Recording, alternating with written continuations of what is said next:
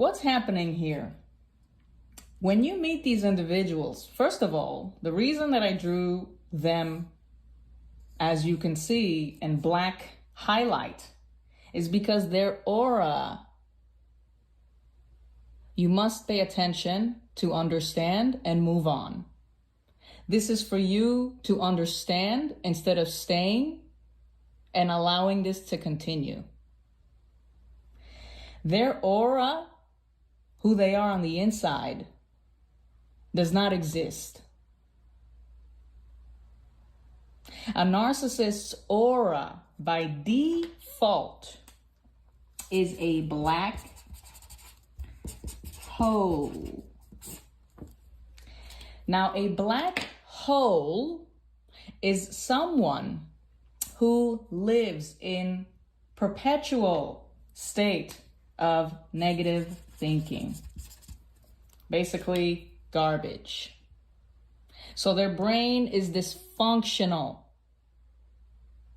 Their brain cannot soak or create or digest or accept positive energy because it is already a black hole, which means it will suck.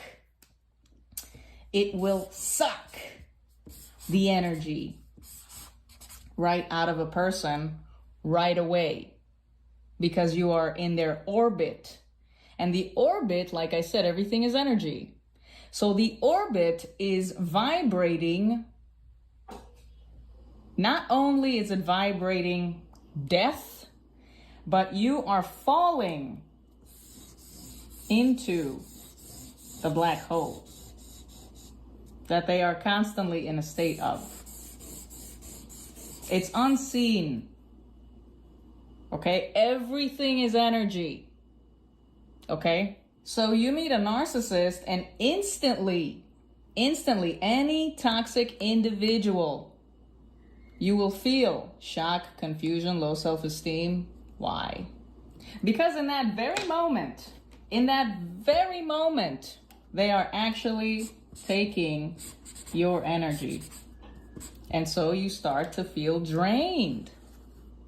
And the drain becomes shocking, confusing, and creates low self-esteem because you lost your energy, which means you lost your esteem. You lost a physical, psychic part of you, and it was swallowed into the narcissist's black hole. Hey y'all, what's good? I'm back with another video. In today's video, I have to talk about something that's very personal and very important, man. It's about narcissists and my experience with my narcissistic abuser. I dated the guy for like 5 years and it really impacted my life, and you know, it plays a big part into why I am where I'm at right now, you know, and where I need to go forward from this point, you know, because it's been a rough road. He left late 2023, so like November, October, somewhere around then. It's been long enough where I've had time to process and like heal, and I'm doing very, very well. And hindsight is 2020. You know, I wish I would have been strong enough to end the situation, but I wasn't. It got to a point where I had to understand what was going on enough so that I could stand up and fight back. And then once I started standing up, it was just too big of an issue from him. I wasn't giving him any supply, and he ended up leaving, right? And so here we are today, and he's gone, and I'm doing so much better. And honestly, as a result of this situation, I've never been the kind of person that was able to be alone and be okay with myself. And I have learned that, and not only to be okay, but to really appreciate my time, right? And to really, appreciate myself, you know, care for myself, love myself, take care of myself, all that kind of shit. You really learn about what, you know, I am and what I truly care about, not in the context of other people or society or whatever, or my ego, right? Because here's the thing, is growing up, I was terrified of being alone, because every time I was alone, you know, all the bad feelings came in. the loneliness. You have to actually deal with reality. You can't just keep numbing. It's a lot easier to do that when there's people around. And also, I'm a codependent, so like my way of dealing with my issues is focusing on someone else's issue, right? I always think I can fix a person, or like, oh yeah, this person, they just haven't been loved correctly. If I love them correctly, that will be the change. And that is something that I needed to learn. Like, you can't think like that, because that sets you up for abuse. That sets you up to fall into these like narcissistic relationships. So this fear ran so deep that, I can remember every day I would get off school, and I had my best friends that, I'd mostly like always hang out with, right? But if they were ever busy, I'd just open up my phone, go on Snapchat, and literally hit everybody up, seeing what everyone's on. If anyone can chill, it didn't matter, like, if my main friends couldn't chill, I had backups. I had backups for the backups. But the thing is that I wasn't gonna sit there and be alone, and so I never was alone growing up.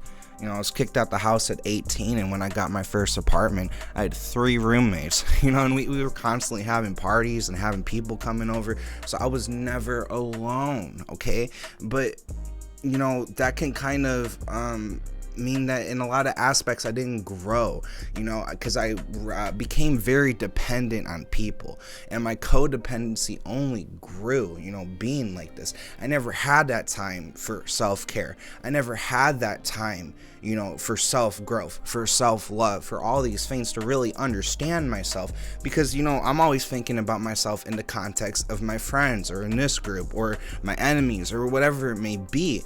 And so when I fell into this situation, it was really messed up dealing with a narcissist.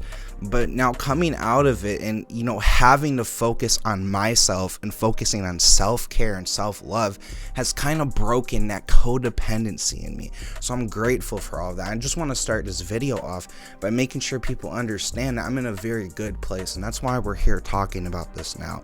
But the past 5 years of my life were like some of the roughest. And it's sad, because I thought I was past the rough times in my life. And I thought this person, my narcissist that I met, I thought this person was going to help me to continue the healing journey that I had just started when I met him. Okay? I met this guy 2 weeks on HRT. I was only on HRT for 2 weeks when I met this guy. I had recently made big changes in my life, removed a lot of the negative influences, okay? I had decided to leave the street life behind and make a better life for myself, okay? And I was doing it, and I was doing well. And when I met this person, they're from the west side of Chicago, and they grew up with a lot of the same experiences, a lot of the same pains, okay? I thought this was someone that could heal with me. We could heal together. And even more so than that, this is someone that presented themselves as very emotionally intelligent, very introspective, knowing themselves very well, and having put the hard work in for their mental health. That's what they told me. That's the way they made it seem, right? And like, I thought that they would be able to show me a lot. I thought they were more advanced in those areas. But when we actually got in a relationship, I found out that this person was incredibly emotionally immature. This person has no clue. They have not come to terms with reality of their own mind, how they think, how that's toxic, how that harms people. And that person had no interest in helping me heal. They were not on the same path or the same wavelength. I came to realize that what happened is that I was an open book, okay? Because this person love bombed me, and they treated me better than anyone else, right? So I was an open book, and all they had to do was see what I obviously needed and say they were going to be that. And that's really how they trapped me, okay? That's just an overview, but we're going to get into it and like really break it down, all right? We're going to get into it right now. So I met this guy on a social media dating app, right? First person that I ever dated that I met on one of those apps. Everyone else that I have dated was females, and it was in my local area. They went to like school with me and shit, right? So that was the situation. This is the first guy I dated, and the first person I dated off of an app. So I don't know if that speaks to anything or what, but that's just my experience with it. And so when I met this guy, and the profile pictures he had, I don't know why, they didn't really display him, right? It made him look like more of a nerd than he actually is. It's a stupid picture of him wearing glasses, and he's supposed to wear glasses, but he like never wears glasses because he doesn't have them or whatever. But he is wearing glasses, and he's got like his, hand on his chin, and his fingers, his fucking pointer finger and his thumb, and he's like stroking his chin like he's thinking. But he just looked really fucking stupid, and like, it looks like a fucking like a Redditor mod pose or something, just a weirdo ass pose. So like, dude was like hitting me up and talking to me a lot, and I had him on Snap, and I wasn't really going for it. But then he offered to Uber me to his place, and I didn't have much going on that day, so I was like, fuck it, why not? Let's just, see what happens. So that's essentially what happened. We're just gonna see what happens. And I went over there, and it was really good sex, okay? And that's what initially sold me on it. But then this guy, he started to love bomb me. And at first, we had this conversation. He came out of a relationship. I wasn't ready for a relationship. I was just exploring, trying to find what I want, right? So we're like, oh yeah, cool. Like, this is just like a casual, kind of hookup situation. Like, no one's looking for anything deep. But, after like that first time we kind of hooked up, then he started taking me to the movies and, buying me food, buying me these other sorts of things, and just, treating me with like the kind of like care and patience and valuing me in a way that I've never really experienced, like even in intimate relationships, right? It was very romantic. He kind of like swooped me off my feet, in a sense. And he kind of framed it in this way, like, oh, like, I see you, I get you, I understand your pain. We both come from Chicago. We both got wrapped up in this life. We both dealt with this and that. You're starting your transition. You're becoming yourself. I think that's beautiful. And he was acting like he was in a position where he was going to help me. And for a while, he was my protector. He was my provider. I felt safe with him, And then things happened. Like one day, randomly, he just told me that he cheated on me, out of nowhere. And I was blindsided by it. I started crying. And then he even like pawned off some guitar that he wasn't using so that we could smoke some weed and shit, and I'd feel better. But, that was really confusing. But the fact that he was open and honest about it and told me, that reassured me that, he was okay and that he really did care, and he just made a simple mistake. So I let it go by. And eventually my parents, they realized that I was taking HRT, and they're Christian, they're conservative, so they're just not okay with that, and that's a video for another day. But anyways, they were kicking me out of the house, and I'm telling him like I don't have anywhere to go, and he's telling me he's gonna move in with me and he'll take care of me and all that, right? And originally, we tried to see if I could move in at his grandma's house, which is where he was staying with his grandparents, but she wasn't going for that. So he did the right thing, and he moved in with me. But the thing is that I think that was bad for him, because then he couldn't keep the mask on. Then he couldn't keep playing like he's this deep, sensitive guy that's like has a high level of emotional intelligence, and he's my provider and protector, when he's really just self-serving and unable to see anything from a different perspective. And I'll touch on that more later, but I just want to finish this story real quick. So the minute that we moved in, things felt different. He was less attentive. He was less caring. He was less understanding. He was less in the moment. He was less patient. He was less romantic, because he had me. And we already reached the devaluing stage, the second we moved in. And hindsight's 2020, looking at that, it would go on to be, 4 more years of this guy actually living with him. But the moment that he had me to the point where I was getting kicked out and I moved in with him, he started to devalue me. And one of the first instances of physical violence happened like the first week of that, you know? The first week of that. Something happened and I got frustrated and I punched the wall, and he runs down the hallway and hits me over the head with a fucking flashlight, man. And I'm like, what I got mad about literally had nothing to do with him. So like, I guess I just wasn't allowed to hit the wall of our house, and he is like his house now, you know? He wants to control everything. And that night, there was other situations that were happening that week, and he wasn't treating me the same as I was used to. And that night, I slept in the closet, and I can't really explain it. It's just like a place of comfort for me.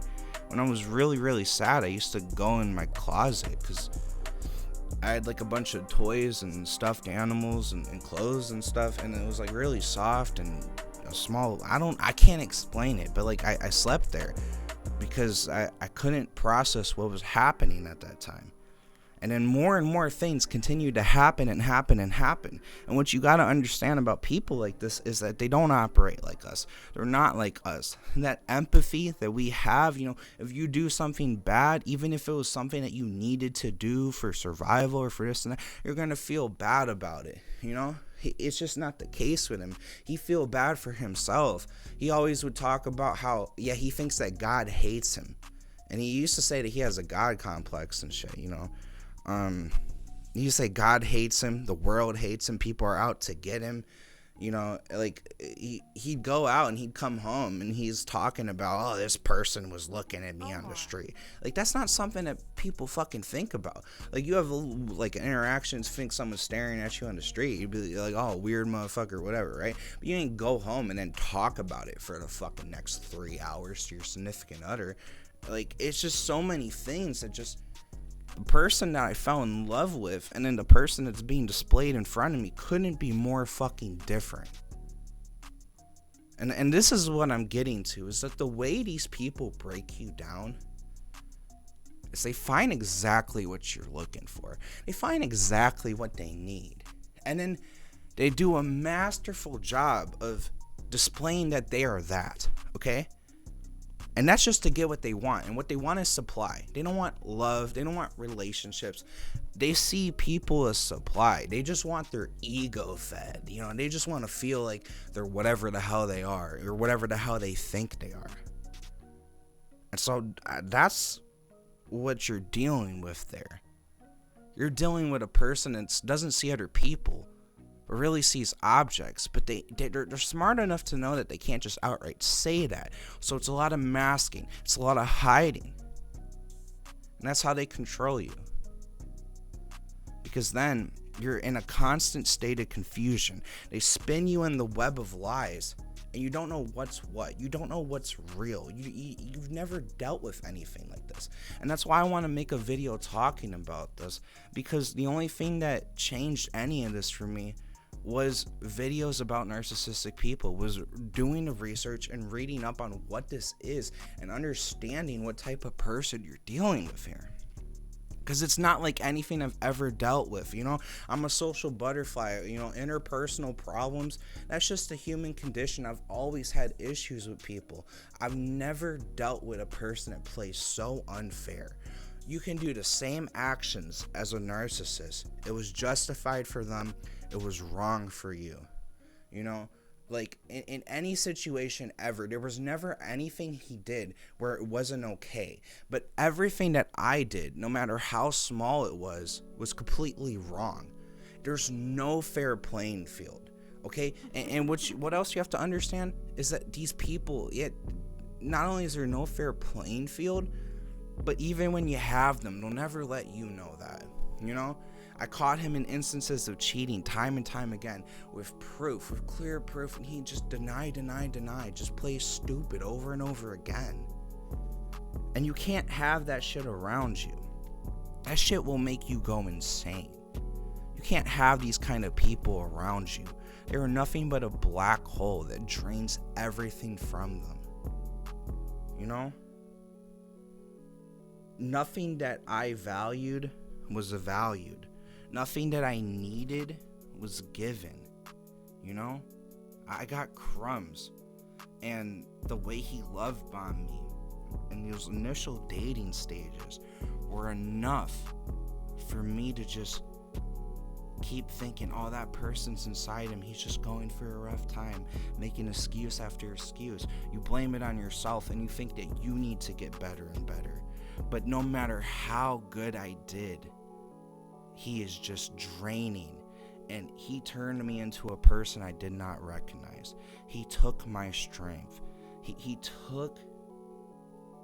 took my self-esteem. He took my respect, you know? I was in a place where I was doing good mentally, physically. I was getting into shape. I was getting healthy. All of that went away. I completely went back to my vices. My binge eating took over. I lost access to hormones, and I didn't do anything about it because of the abuse. And I think looking back, I kind of needed that because, you know, not taking the estrogen and being able to stand up to him a little bit more and like kind of have a little bit more of that in me helped. But now it's like I'm kind of scared to go back on because I don't want to be vulnerable again. I don't want to be taken advantage of again. So that's where I'm at with a lot of this. But it's okay because now I know what to avoid. Now I know the red flags, right? It's other empaths out there. If you're an empathic person, you do not need to waste any of your time with people that have hateful energy, with people that are going to do nothing but drain. Narcissist is looking for a weakness so they can exploit and use you to whatever benefit they personally want. And when they've used you up, they'll just discard you. So yeah, I just wanted to express all this and talk about this. I might go, deeper into various topics about this. I might talk a lot about narcissists, but I just really wanted to bring this up, and enough time has passed where I feel comfortable publicly talking about this on my channel. So, you can let me know if you've ever experienced a relationship like this or your opinions or whatever. But, if you're going through something like this, I pray that you make it out. I pray that you're okay. And, I want you to know that you're worth it. You're worthy, and there's nothing you have to do to be worthy. You're just worthy. You're a human being. You're worthy of love. Anyways, peace out, bitches. Have a good one.